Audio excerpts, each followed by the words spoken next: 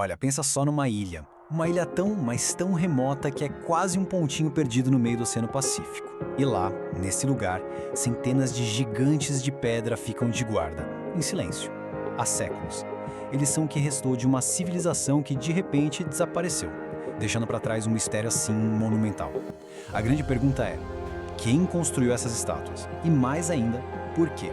É isso que a gente vai tentar desvendar hoje, o grande enigma da Ilha de Páscoa.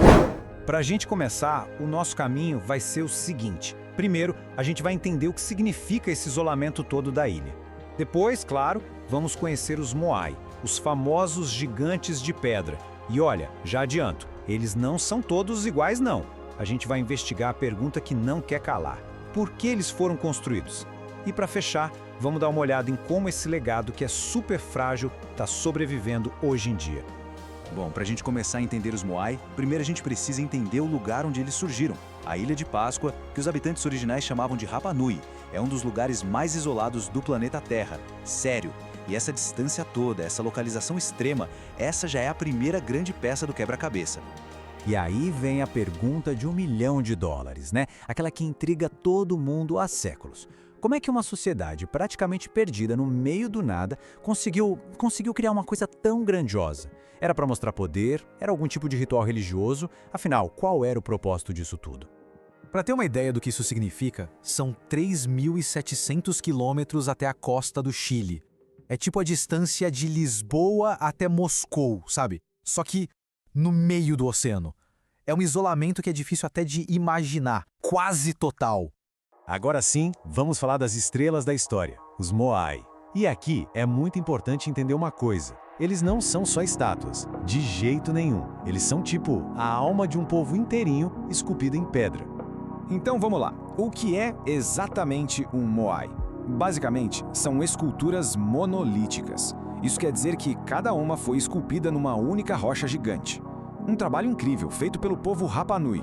Ah, e tem um detalhe super importante. Todo mundo conhece como as cabeças da Ilha de Páscoa, né?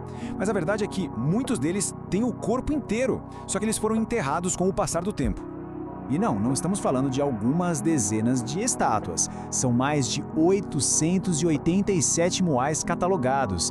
Imagina só o trabalho que deu. E eles estão espalhados pela ilha toda. Isso mostra o quanto essa tarefa era assim fundamental para a vida e para a cultura daquele povo. E olha que impressionante, toda essa produção gigantesca aconteceu num período de mais ou menos 250 anos. E o mais curioso é que quando os primeiros europeus chegaram lá, em 1722, a construção já tinha parado há muito tempo. Eles encontraram as estátuas, mas não encontraram as respostas, o que, claro, só fez o mistério ficar ainda maior. E as dimensões, nossa, são de cair o queixo. O maior Moai tem mais de 20 metros de altura. Isso é quase um prédio de 6 andares. E o peso, imagina, varia de 1 a mais de 27 toneladas. A gente está falando de mover o peso de vários elefantes juntos. E detalhe, sem guindaste, sem tecnologia moderna, só na base da força humana e de uma engenhosidade que, sinceramente, é inacreditável. Mas é aqui que a história fica ainda mais legal. É um erro muito comum achar que os Moais são todos iguais, porque não são mesmo. Se a gente olhar mais de perto, vai ver que existe uma verdadeira galeria de arte a céu aberto ali, com estilos bem diferentes uns dos outros. Dá pra gente dividir os Moai em, digamos, 3 grandes grupos. Primeiro, tem os mais nobres, com seus pukaó. Sabe o que é isso? São tipo uns chapéus gigantes feitos de pedra vermelha. Eles ficavam vigiando as aldeias perto do mar. Depois tem os Moai que parecem inacabados, lá na pedreira do vulcão Hanomaraco. Parece que foram abandonados no meio do trabalho e eles têm umas inscrições bem misteriosas. E por último, tem a exceção da exceção, o Tukuturi. Esse é completamente diferente de todos os outros. Ele está ajoelhado, numa pose que é única e que até hoje ninguém sabe explicar direito o que significa. O que nos leva de volta à pergunta principal. Por quê? Por que todo esse esforço? Por que dedicar gerações inteiras para esculpir e mover esses gigantes de pedra? Olha, a teoria mais aceita hoje em dia não é que eles eram deuses, não. É algo bem mais pessoal. A ideia é que os Moai eram representações de ancestrais. Pensa neles como se fossem retratos gigantes dos grandes líderes, dos chefes dos clãs.